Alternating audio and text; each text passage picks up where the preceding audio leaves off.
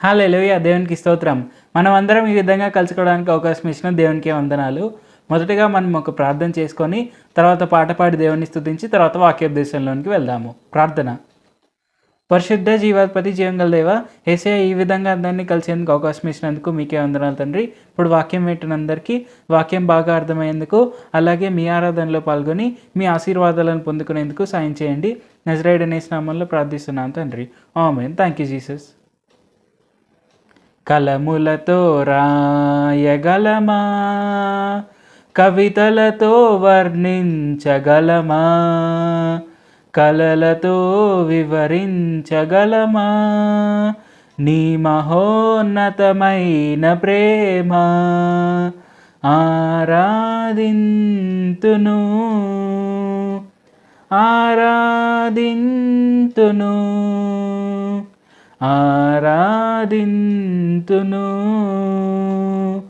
ఆరాధింతును.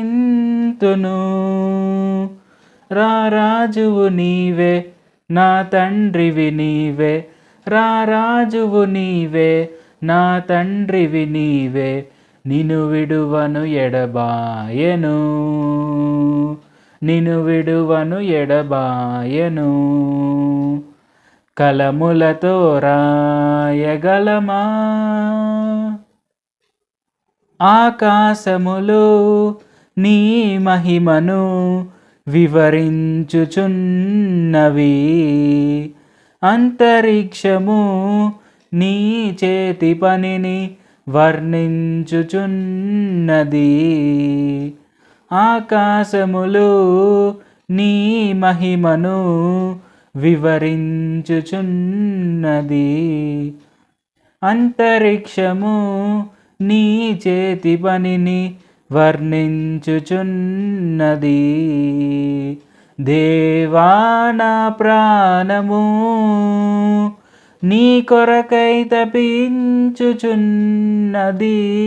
దేవా నా ప్రాణము నీ కొరకై తపించుచున్నది. ఆరాధింతును ఆరాధింతును ఆరాధింతును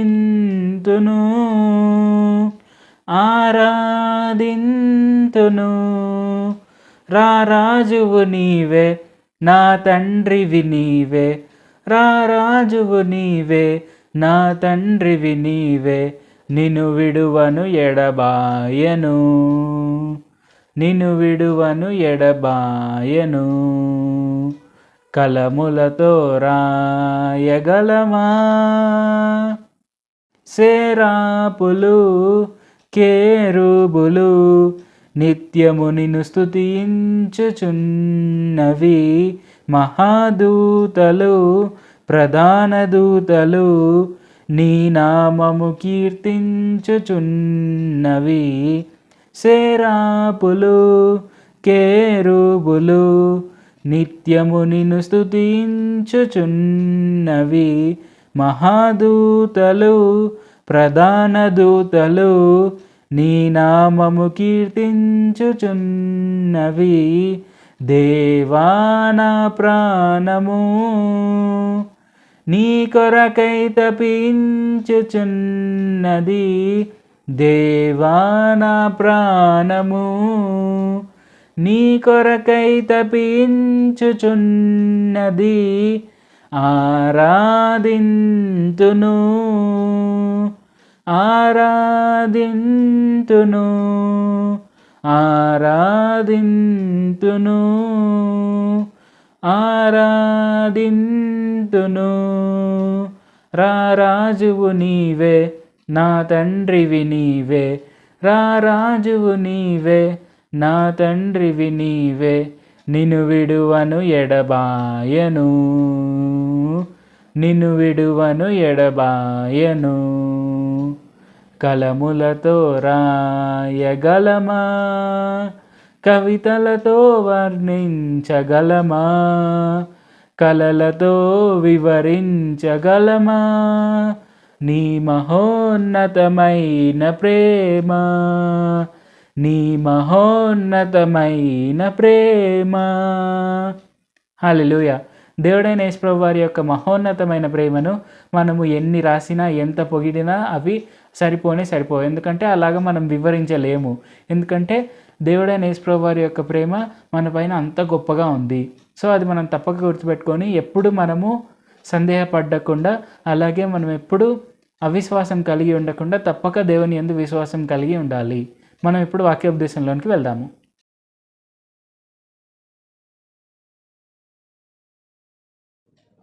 హల్లెలూయా, దేవునికి స్తోత్రం.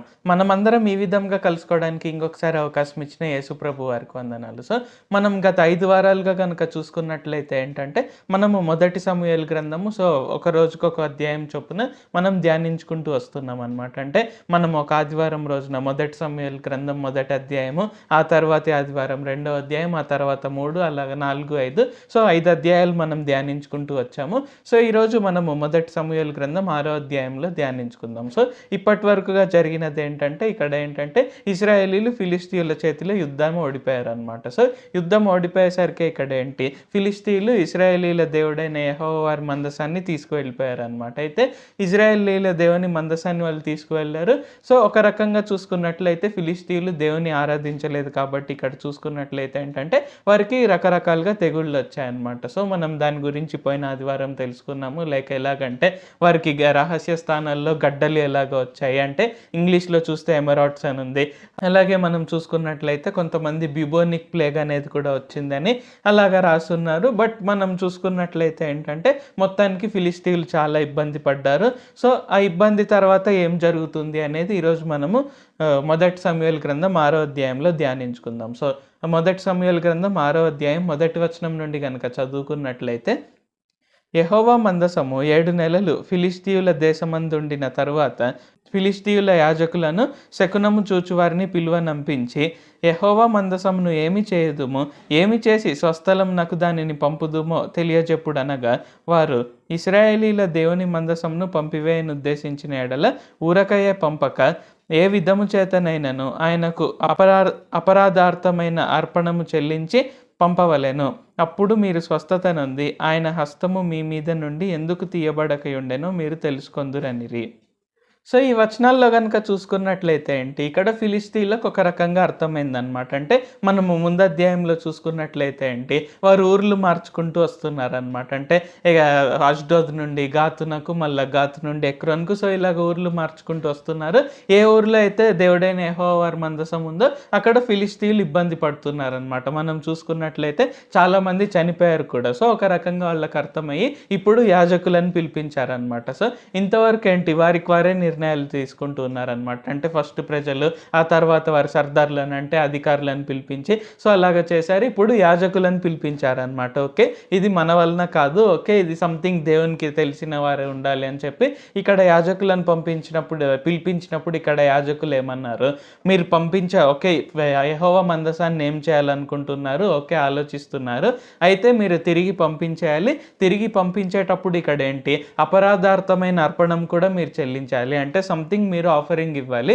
ఇక్కడ దేవుడైన యెహోవా వారికి అపరాధానికి మూలంగా, అపరాధానికి బదులుగా ఇక్కడ ఏంటి ఆఫర్ ఇవ్వాలంటే, మీరు చేసింది అపరాధం కాబట్టి మీరు ఇక్కడ శిక్ష పొందారు, కాబట్టి మీరు మీ పైన ఉన్న అపరాధం తొలగిపోవాలంటే మీరు అర్పణాన్ని పంపించాలి అని ఇక్కడ ఫిలిస్తీయుల యాజకులు చెప్తున్నారనమాట. సో ఇక్కడ చూసుకున్నట్లయితే ఏంటి, ఫిలిస్తీయుల యాజకులకు కొంచెం జ్ఞానం ఎక్కువగా ఉంది అని మనం దీని వలన అర్థమవుతుంది. సో మనము ముందు కనుక చూసుకున్నట్లయితే ఏంటి, 5వ అధ్యాయంలో ఫిలిస్తీయులు ఇదేదో కోయిన్సిడెన్స్ అనుకోని, అంటే మాకేదో ఈ గడ్డలు రావడమో లేకుంటే ఈ బ్యూబోనిక్ ప్లేగ్ అనేది రావడమో ఇదేదో కోయిన్సిడెన్స్ అనుకొని వారు ఏం చేశారు, వారు ఈ పట్టణానికి ఆ పట్టణానికి మారుస్తూ వస్తున్నారనమాట. కానీ అన్ని పట్టణాల్లో ఉండేసరికి ఇంకా వాళ్ళు మందసాన్ని ఏం చేయాలనుకున్నప్పుడు యాజకులు వెంటనే కనుక్కున్నారు.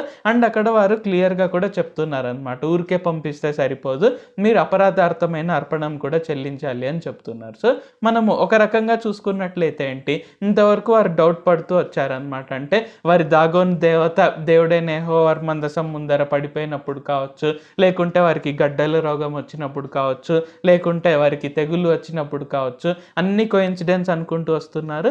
బట్ ఇక్కడికి వచ్చేసరికి మేబీ వారు ఒక కన్క్లూజన్కి వచ్చినట్టు కనపడుతుంది. ఓకే, దేవుడైన యెహోవా వారి వలననే మనం ఇవన్నీ అనుభవిస్తున్నాము, ఆయన మందసం మన దగ్గర ఉండడం వల్లనే కదా ఇది అనుభవిస్తున్నాం అని చెప్పి మేబీ వారికి ఇక్కడ అర్థమైంది. బట్ ఇంకా అర్థం కాకుండా కొంచెం కూడా ఉంది. సో ఇంకొంచెం డౌట్ కూడా ఉంది. సో మనం అది తర్వాత వచనంలో కనుక చదువుకున్నట్లయితే, మొదటి సమూయేలు గ్రంథం 6వ అధ్యాయం 4వ వచనం నుండి కనుక చదువుకున్నట్లయితే, ఫిలిష్తీయులు మనము ఆయనకు చెల్లింపవలసిన అపరాధార్థమైన అర్పణం ఏదని వారిని అడుగగా, వారు మీ అందరి మీదను మీ సర్దారులందరి మీదను ఉన్న తెగులు ఒక్కటే గనుక ఫిలిష్తీయుల సర్దారుల లెక్క చొప్పున 5 బంగారపు గడ్డల రూపంలను 5 బంగారపు పందికొక్కులను చెల్లింపవలెను.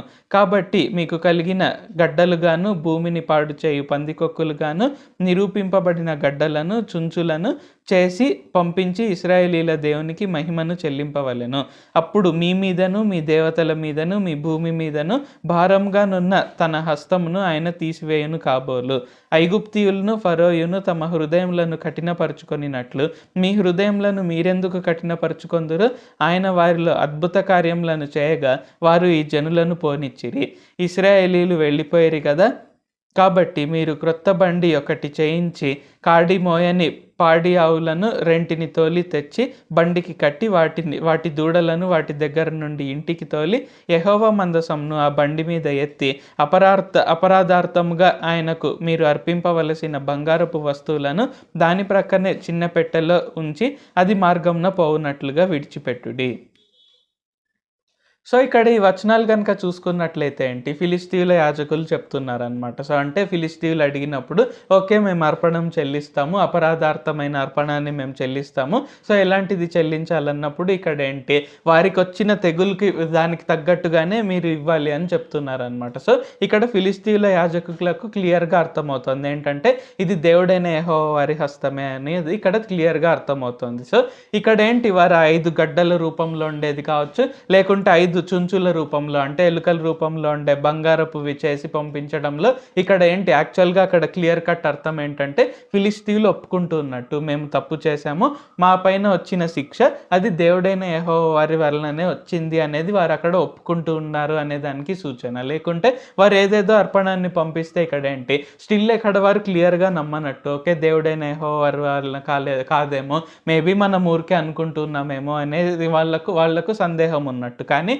ఇదే వారు ఎగ్జాక్ట్గా పంపిస్తున్నారంటే ఏంటి, వారు అక్కడ నమ్ముతున్నారు అంటే దేవుడైన యెహోవా వారి వలననే ఈ తెగులు వచ్చింది అని. సో ముందు అధ్యాయాల్లో చూసుకున్నట్లయితే ఏంటి వారికి ఈ నమ్మకం లేదనమాట. వారు ఏదో యాదృచ్ఛికంగా జరిగింది, మన దురదృష్టవశాత్తు ఇది మనకు జరిగింది అని వారు భావిస్తూ వస్తున్నారు. కానీ ఇక్కడ ఫిలిష్తీయుల యాజకులు క్లియర్ కట్గా చెప్తున్నారు ఇది దేవుడైన యెహోవా వారి వలననే, ఆయన మందసం మీ దగ్గర ఉండడం వల్లనే, అది ఇశ్రాయేలీల దగ్గర ఉండాలి కదా, వాటిని లేవీయులు చూసుకోవాలి కదా, ప్రధాన యాజకుడు చూసుకోవాలి కదా అనేది ఇక్కడ ఫిలిష్తీయుల యాజకులకు క్లియర్గా అర్థమవుతుంది అనమాట. సో ఇక్కడ ఏంటి అందుకనే వారికి చెప్తున్నారు అనమాట ఏంటి, మీరు ఐగుప్తీయుల వల్లే ఫరో వల్లే మీ హృదయాన్ని కఠినపరుచుకోకండి. సో వారు అలాగా కఠినపరుచుకోవడం వలన అనేకమైన తెగుళ్ళ చేత ఐగుప్తు నాశనమైంది, ఇశ్రాయేలీలు మొత్తం ఆస్తి అంతా తీసుకువెళ్ళిపోయారు, అలాగే కదా వెళ్ళిపోయింది, మీరు కూడా ఎందుకు ఐగుప్తీయులలాగా ఫరో లాగా చేస్తారు, మీరైనా కనీసం ఏమంటారు అపరాధార్థమైన అర్పణాన్ని ఇచ్చేసి వెంటనే దేవుడైన యెహోవా మందసాన్ని ఇశ్రాయేల్కి పంపించేయండి. సో దానికి మీరేం చేయాలంటే 2 కాడి మోయని ఆవులను తీసుకొని రండి. సో ఇంతవరకు ఎప్పుడు కాడి మోయని ఆవులను తీసుకురండి. సో వాటి పిల్లలను అంటే దూడలను పక్కన పెట్టేసి స్పెషల్గా తీసుకురండి.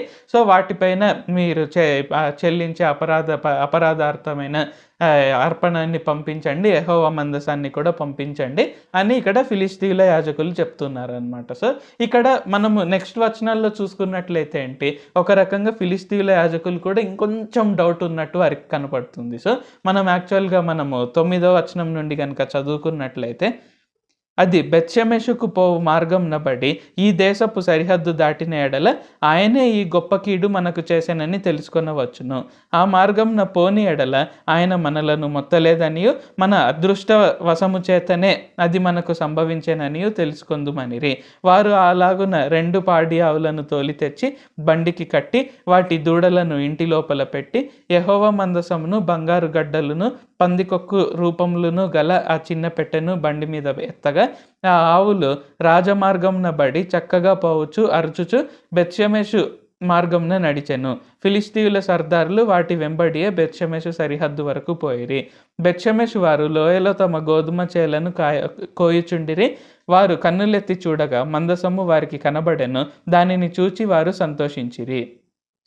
సో ఇక్కడ ఈ వచనాలు కనుక చూసుకున్నట్లయితే ఏంటి, ఇక్కడ ఫిలిస్తీయుల యాజకులకు కూడా కొంచెం డౌట్ ఉన్నట్టు కనపడుతుంది. అంటే ఇంతవరకు వారు నమ్ముతూ వచ్చారు. సో మనం మొదటి రోజున అంటే వారికి మొదట్లో చూసుకున్నట్లయితే ఏంటి, అసలు మన దేవుడే ఫిలిస్తీయుల ఇజ్రాయేలీల దేవుడి కంటే గొప్ప దేవుడు అని భావించారు. అంటే వారి దాగోన్ దేవత గొప్ప అని భావించారు. కానీ స్లోగా ఇక్కడ ఏమైంది, దేవుడైన యెహోవా వారి మందసం ముందర దాగోన్ పడిపోయింది. వారు తిరిగి నిలవబెట్టినప్పుడు కూడా ఏమైంది, దాగోను తల అలాగే చేతులు అంటే విగ్రహం తల చేతులు తెగిపడి ముందర ఇక్కడ పడిపోయి ఉన్నింది అనమాట. సో అక్కడైనా నమ్మారో పోని నమ్మలేదు. సో నమ్మకపోవడం వలన ఇక్కడ ఏమైంది, ఫిలిస్తీయులకు తెగులు వచ్చిందనమాట. అంటే వారికి రహస్య స్థలాల్లో గడ్డలు వచ్చాయి.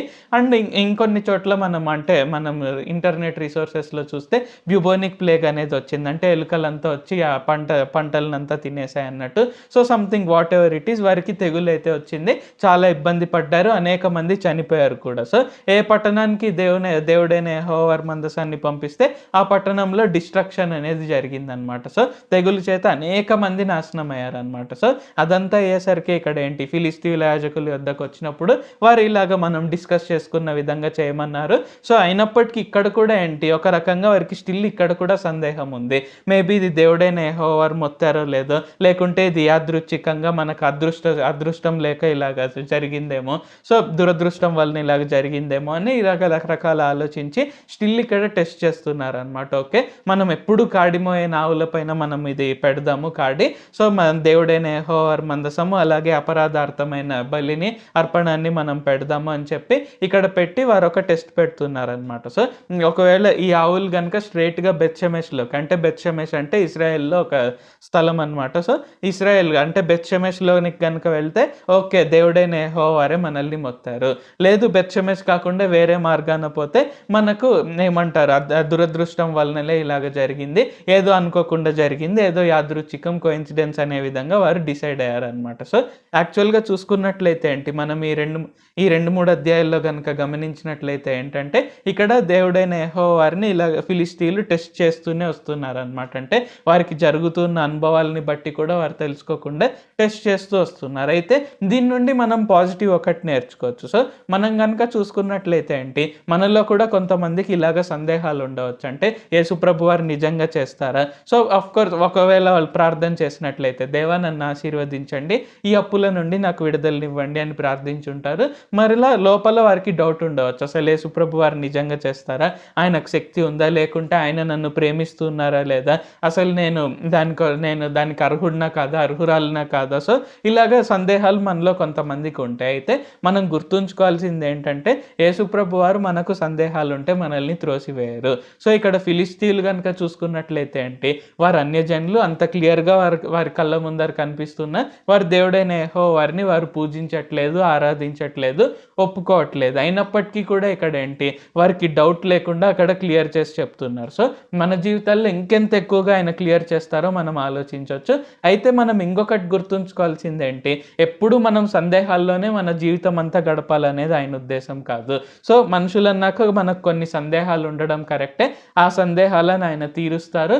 ఆయన మన పట్ల కలిగి ఉన్న చిత్తం ఏంటంటే, మనం సంపూర్ణ విశ్వాసంతో మనం ఆయనను ఆరాధించాలి, సంపూర్ణ విశ్వాసంతో మనం ఆయనను విశ్వసించాలి అనేది ఆయన మన నుండి కోరుకుంటూ ఉండేది. సో మనం పరిశుద్ధ గ్రంథంలో చూసుకున్న ఏంటి, మనకు న్యాయాధిపతుల గ్రంథంలో గిద్యోను కావచ్చు, లేకుంటే క్రొత్త నిబంధన గ్రంథంలో తోమా కావచ్చు. సో తోమా ఇక్కడ ఏంటి, కొన్నిసార్లు డౌట్ పడిన విధంగా, అనుమానపడిన విధంగా మనకు పరిశుద్ధ గ్రంథంలో వ్రాయబడి ఉంది. అంత మాత్రాన యేసుప్రభు వారు తోమాను తోసివేయాలి. అదేంటి, నువ్వు ఇన్నేండ్లుగా నాతో అద్భుతాలు చేస్తూనే వస్తున్నావు కదా, నా నామం పేరిట ఎన్ని దయాలను వెళ్ళగొట్టావు, నా నామం పేరిట నువ్వు ఎన్ని రోగాలను నువ్వు స్వస్థపరిచావు, సో అయినా కూడా నన్ను ఎలాగా అనుమానిస్తావు అని ఇక్కడ దేవుడైన యేసుప్రభు వారు అనలేదు. సో స్టిల్ తోమాకు ఈ యేసుప్రభు వారు పునరుత్థానుడైన తర్వాత ఇదిగో నీ వేలు తీసి నా చేతిలో పెట్టు అని క్లియర్గా సందేహాన్ని క్లియర్ చేశారు. సో ఆ తర్వాత చూసుకున్నట్లయితే ఏంటి, తోమా దిగ్విజయుడుగా, అంటే ఏమంటారు, ఇంకెప్పుడు సందేహపడినట్లు మనకు పరిశుద్ధ గ్రంథంలో లేదు. అఫ్ కోర్స్ మన భారతదేశ చరిత్రలో చూస్తే మన భారతదేశానికి శిష్యుడైన తోమానే మనకు ఇలాగ ఏంటి, యేసుప్రభు వారి శిష్యుడైన తోమానే సువార్తను ప్రకటించారు. అంటే సందేహం అనేది పక్కన పెడితే అన్యజనుల దేశానికి వచ్చి ఆయన సువార్త ప్రకటించారు. కాబట్టి ఇక్కడ గుర్తుంచుకోవాల్సింది ఏంటంటే, మనకు అనుకోకుండా కొన్ని 2-3 సందేహాలు ఉన్నంత మాత్రాన యేసుప్రభు వారు త్రోసివేయరు. అండ్ అఫ్ కోర్స్ ఆ సందేహాల నుండి బయటకు వచ్చాక మనం సంపూర్ణ విశ్వాసంతో ఆయనను విశ్వసించాలి అని కోరుకుంటున్నారు. కాబట్టి ఈ వాక్యం వింటున్న మీరు ఏవైనా సందేహాలు కలిగి ఉంటే వెంటనే యేసుప్రభు వారిని అడగండి, దేవా ఈ సందేహాలు తీసివేయండి, నన్ను పూర్ణ విశ్వాసంతో నింపండి. సో అద్భుతాల ద్వారా కావచ్చు, లేకుంటే గిద్యోన్కు చూపించినట్టు కొన్ని సైన్స్ వల్ల కావచ్చు. అంటే గిద్యోన్ కొన్ని అడుగుతాడు. సో మనం న్యాయాధిపతుల గ్రంథంలో చూసుకున్నట్లయితే ఏంటి, సో నేను ఈ గొర్రె బొచ్చును పెడతాను, దానిపైనే మంచు ఉండి నీ నేల అంతా ఎండిపోయినట్లయితే అని ఒకసారి అడుగుతాడు. ఇంకొకసారి ఏంటి, గొర్రె బొచ్చు ఎండిపోయి ఉండాలి, నేలంతా మంచు పడి ఉండాలని అడుగుతాడు. సో ఆ విధంగా ఏంటి, దేవుడైన యెహోవా 2 కూడా చూపించారు. సో తద్వారా ఏంటి, గిద్యోను ఇంకా విశ్వాసంతో నింపబడి ఇంకా దేవుడైన యెహోవా వారిపైన నమ్మకంతో, ధైర్యంతో ఇక్కడ ఏంటి యుద్ధం అనేది చేసి గెలుస్తాడనమాట. సో ఆ విధంగా ఏంటి, మన జీవితాల్లో కూడా ఆయన సందేహాలు ఉంటే త్రోసివేయరు.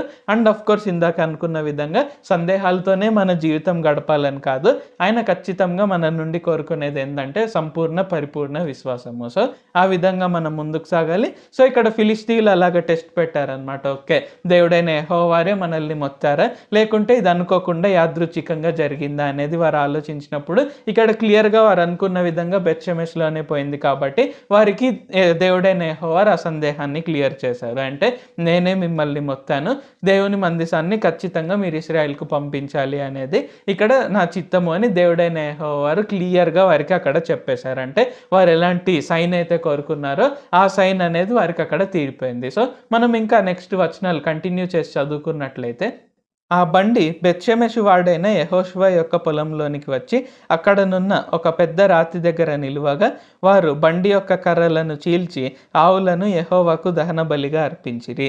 లేవీయులు యెహోవా మందసంను బంగారపు వస్తువులు గల ఆ చిన్న పెట్టెను దించి ఆ పెద్ద రాతి మీద ఉంచగా ఆ దినంన బెత్షెమెషు వారు యెహోవాకు దహన బలులను అర్పించి బలులను వధించిరి. ఫిలిస్తీయుల సర్దారులు 5 అంతవరకు చూచి నాడే ఎక్రోనునకు తిరిగి వెళ్ళిరి. అపరాధార్థమైన అర్పణగా ఫిలిస్తీయులు చెల్లించిన బంగారపు గడ్డలు ఏవనగా అష్డోదు వారి నిమిత్తము 1, గాజా వారి నిమిత్తము 1, అష్కెలోను వారి నిమిత్తము 1, గాతు వారి నిమిత్తము 1, ఎక్రోను వారి నిమిత్తము 1. ప్రాకారములు గల పట్టణంల వారేమి, పొలంలోని గ్రామంల వారేమి ఫిలిస్తీయుల 5 సర్దారుల పట్టణములన్నిటి లెక్క చొప్పున బంగారపు పందికొక్కులను అర్పించిరి. వారు యెహోవా మందసమును దింపిన పెద్ద రాయి దీనికి సాక్ష్యము. నేటి వరకు ఆ రాయి బెత్షెమెషు వాడైన యెహోషువ యొక్క పొలంలోనున్నది. సో ఇక్కడ చూసినట్లయితే ఏంటి, ఫిలిస్తీన్ల సర్దార్లు కూడా అక్కడ ఫాలో అవుతూ వస్తున్నారు. ఓకే, నిజంగా బెత్షెమెష్లోకే వెళ్తుందా లేకుంటే వేరే చోటకు వెళ్తుందా అని ఫాలో అవుతున్నప్పుడు బెత్షెమెష్లోకే వెళ్ళింది. అక్కడ ఒక మనిషి యెహోషువ అనే పేరు కలిగిన వ్యక్తి ఇంట్లోకి వెళ్ళింది. సో అతను ఏం చేశాడు, ఓకే చూసి అందరు కూడా ఆనందించారు చుట్టుపక్కల వారు. అండ్ ఆ తర్వాత లేవీయులు మందసాన్ని దించారు. అఫ్ కోర్స్ మనకు పాత నిబంధనలో రూల్స్ తెలుసు అనమాట. సో దేవుని మందసాన్ని హ్యాండిల్ చేయాల్సింది ఎవరంటే లేవీ గోత్రపు వారు మాత్రమే, లేవీయులు మాత్రమే దేవుడైన యెహోవా వారి మందసాన్ని తాకాలి, మోయాలి, ఏం చేసినా వారే చేయాలి.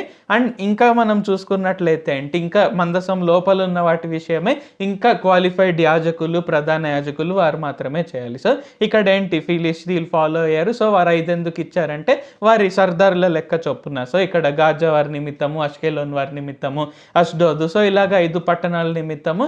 సో ఇక్కడ ఏంటి 5 గడ్డల రూపంలో ఉండేవి 5 బంగారపు ఇచ్చారు. అండ్ ఇంకా ఇంకా చూసుకున్నట్లయితే 5 ఎలుకల రూపంలో ఉండే బంగారుతో చేసినవి ఇచ్చారనమాట. సో అపరాధార్థమైన అర్పణగా వారు ఇచ్చారు. సో అంతటితో వారికి అక్కడ తెగులతో ఇంకా అయిపోయిందనమాట. అంటే దేవుడైన యెహోవా మందసాన్ని ఇశ్రాయేలీలకు హ్యాండ్ ఓవర్ చేశారు. అండ్ ఇక్కడ చూసుకున్నట్లయితే ఏంటంటే అపరాధం నిమిత్తమై అర్పణ కూడా చెల్లించారనమాట. సో మనం ఇంకా కంటిన్యూషన్ కనుక చదువుకున్నట్లయితే బెత్షెమెషు వారు యెహోవా మందసంను తెరచి చూడగా దేవుడు వారిని హతము చేసి ఆ జనులలో 70,070 మందిని మొత్తెను. యెహోవా గొప్ప దెబ్బతో అనేకులను మొత్తగా జనులు దుఃఖాక్రాంతులైరి. అప్పుడు బెత్షెమెషు వారు పరిశుద్ధ దేవుడైన యెహోవా సన్నిధిని ఎవరు నిలువగలరు, మన యొద్ద నుండి ఆయన ఎవరి యొద్దకు పోవలనని చెప్పి కిర్యత్యారీము కాపురస్తులకు దూతలను పంపి ఫిలిష్తీయులు యెహోవా మందసంను మరలా తీసుకొని వచ్చిరి, మీరు వచ్చి మీ దాపునకు దానిని తీసుకొని పోవలనని వర్తమానము పంపిరి. సో ఈ వచనాలు కనుక చూసుకున్నట్లయితే ఏంటి, ఓకే లేవీల వరకు దింపారు కరెక్టే, కానీ బెత్షెమెషు వారు కొంతమంది వచ్చి ఏం చేశారు, దేవుడైన యెహోవా వారి మందసాన్ని తెరిచి లోపల ఉండేవి చూశారనమాట. సో మనం ఇందాక అనుకున్న విధంగా ఏంటి, యాక్చువల్గా లేవీయులు మోయడము ఈ కార్యక్రమాలన్నీ చేయాలి. అండ్ ఇంకా తెరిచి చూడాలంటే ఏంటి, యాక్చువల్గా ఇంకా క్వాలిఫికేషన్ కావాలి. ఇక్కడ చూసినట్లయితే ఏంటి, మామూలు జనులు తీస్తున్నారు, దానివలన అక్కడ గొప్ప ఇక్కడ ఏంటి నాశనం అనేది జరిగింది. మొత్తం 50,070 మంది చనిపోయారు. సో మనం 19వ వచనంలో చూస్తే 50,070 మంది చనిపోయారు. సో ఇక్కడ చూసుకున్నట్లయితే ఏంటి, 18వ వచనంలో ఏమో ఫిలిష్తీయులకు ఇశ్రాయేలీలకు సాక్ష్యం ఉంది ఏంటంటే వారు అక్కడ నుండి దింపిన స్తంభం సాక్ష్యంగా ఉన్నది అని చూసాము. సో ఇక్కడ ఫిలిష్తీయుల ప్రాబ్లం తీరిపోయింది. ఇప్పుడు ఇశ్రాయేలీలకు ఇక్కడ అనుకోకుండా ఒక కొత్త ప్రాబ్లం అనేది వచ్చిందనమాట. అఫ్ కోర్స్ మనకు కొత్త నిబంధన గ్రంథంలో ఇక్కడ ఏంటి, మనకు అదే అడ్వాంటేజ్ అనమాట. ఏంటంటే మనకు పాత నిబంధనలో ఉన్న విధంగా మనకు రూల్స్ అండ్ రెగ్యులేషన్స్ అనేవి అంతగా లేవు. అంత మాత్రాన మనం ఏదో పాపాలు చేసేయాలి, మనకి ఇష్టం వచ్చినట్టు మనం జీవించవచ్చు అనేది కాదు. కానీ ఇక్కడ ఏంటంటే యేసుప్రభు వారు ఆయన పరిశుద్ధాత్మను మనలో ముద్రించి మనకు నీతి పరిశుద్ధత అనేవి ఉచితంగా మనకు అనుగ్రహించారు. సో మనం చేయాల్సింది ఏంటి, ఇక్కడ ఆయన మనకు ఇచ్చిన నీతిని పరిశుద్ధతను ఆయన పరిశుద్ధాత్మ శక్తి ద్వారా మనం కాపాడుకుంటూ వెళ్ళాలి. సో ఆ బాధ్యతను మనకు అప్పగించారు. సో ఖచ్చితంగా అలాగ కాపాడుకుంటూ మనము పాప జీవితం అనేది లేకుండా ఉండడానికి మనం మ్యాక్సిమం మనం ట్రై చేయాలి. ఖచ్చితంగా యేసుప్రభు వారు పరిశుద్ధాత్మ ద్వారా మనల్ని ఆయన శక్తితో నింపి సహాయం అనేది ఖచ్చితంగా చేస్తారు. సో ఇక్కడ మనం చూసుకున్నట్లయితే ఏంటి, ఈరోజు మనం ఈ అధ్యాయంలో ఏం నేర్చుకోవచ్చు అంటే, ఒకటి మనకు ఎలాగ సందేహాలు ఉన్నా యేసుప్రభు వారు ఖచ్చితంగా తీరుస్తారు. సో మనం ఇంకొకటి కూడా నేర్చుకున్నాం, ఓకే సందేహాలు కలిగి ఉండొచ్చు కరెక్టే, బట్ స్టిల్ అంత మాత్రాన మన జీవితం అంతా సందేహపడాలనేది ఆయన ఉద్దేశం కాదు. సో మనకు ఎటువంటి సందేహాలు ఉన్నప్పుడు ఆయన ఖచ్చితంగా మనకు ఎలాగ కావాలో ఆయన ఖచ్చితంగా ఆ సైన్స్ అనేవి చూపిస్తారు. సో గిద్యోనుకు కావచ్చు, లేకుంటే ఇక్కడ అన్యజనులైనటువంటి ఫిలిష్తీయులకు కావచ్చు, అలాగే కొత్త నిబంధన గ్రంథంలో తోమాకు ఎలాగ చూపించారో సో అలాగ ఖచ్చితంగా మనకు సైన్స్ అండ్ వండర్స్ అయితే చూపిస్తారు. అంటే మనం ఏ విధంగా కోరుకుంటున్నామో. సో ఇక్కడ ఏంటి, తోమా కోరుకుంటాడనమాట ఏంటంటే నా వేలిని నేను ఆయన చేతిలో పెడితే కానీ నేను నమ్మనంటాను. సో ఖచ్చితంగా యేసుప్రభు వారు అలాగే వచ్చి చూపించారు. సో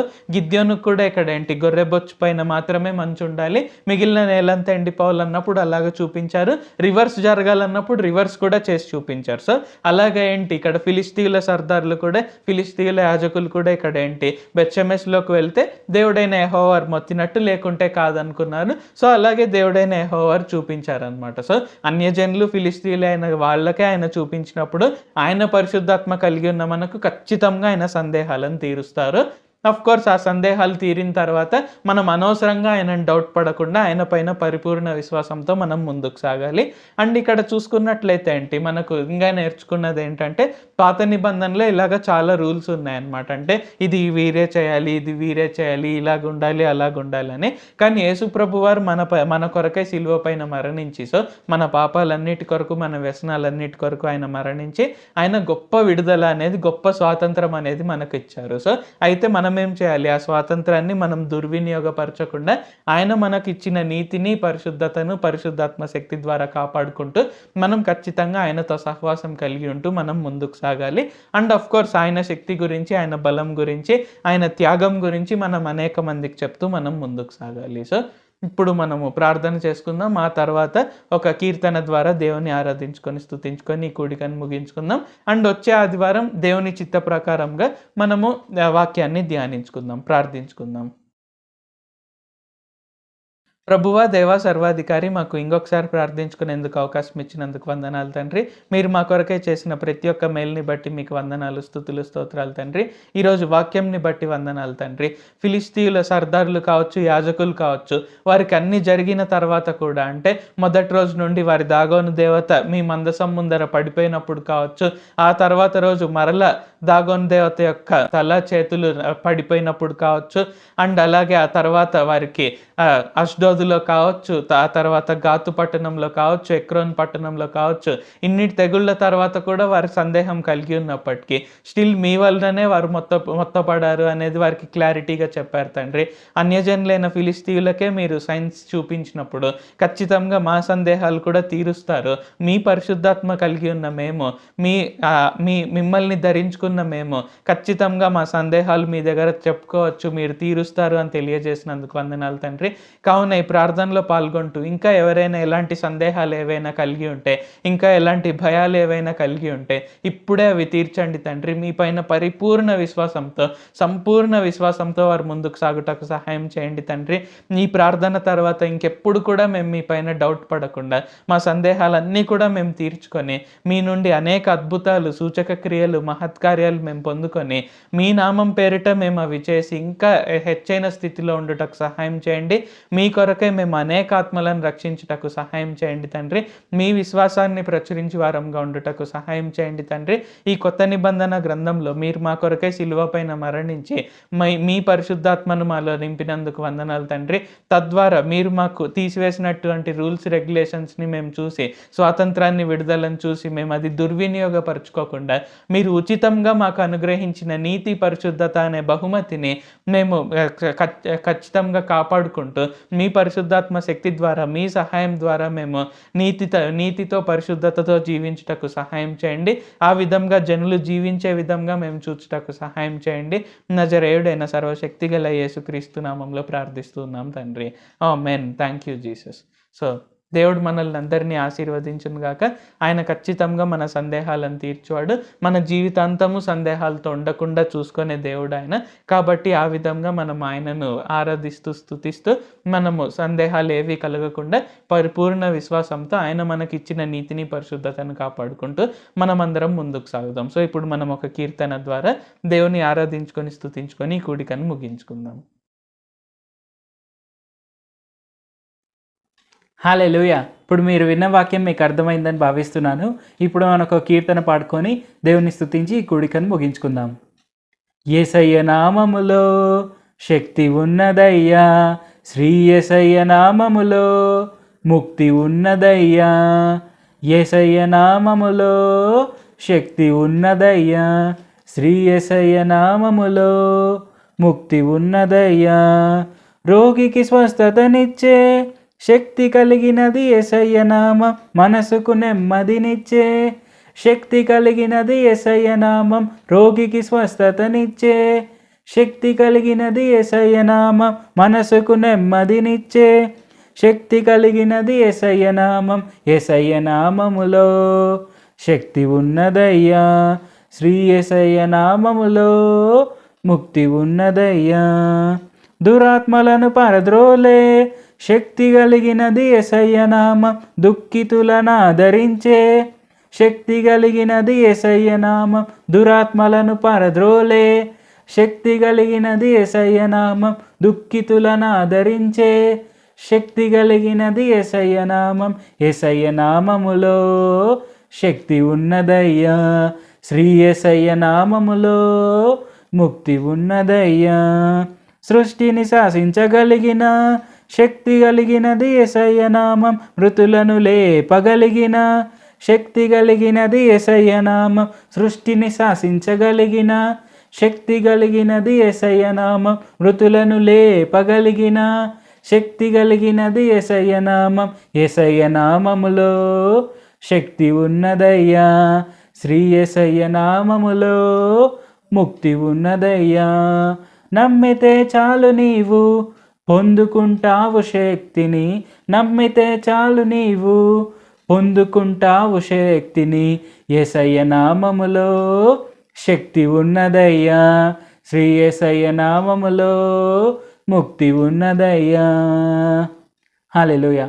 మన దేవుడైన యేసుప్రభు వారి నామంలో తప్పక శక్తి ఉంది. అలాగే మనకు ముక్తిని కలిగించే శక్తి కూడా దేవుడైన యేసుప్రభు వారికి ఉంది. సో అది మనం తప్పక గుర్తుపెట్టుకొని ఆయన మన పాపాలన్నిటిని కొట్టివేశారు అండ్ ఆయన మనకు ఫ్రీడమ్ ఇచ్చారు అండ్ ఆయన మనకు శక్తిని దయచేశారు. ఇవన్నీ మనం గుర్తుపెట్టుకొని మనం ఆయన ఇచ్చిన ఫ్రీడమ్‌తో ఆయన ఇచ్చిన నీతిని మనము ఉపయోగించుకుంటూ అలాగే మనం నీతి గలవారుగా ఆయన కృపలో మనం ముందుకు సాగాలి. మనం నెక్స్ట్ టైం కలుసుకునే వరకు దేవుడు మనల్ని అందరినీ ఆశీర్వదించును గాక. God blesses all.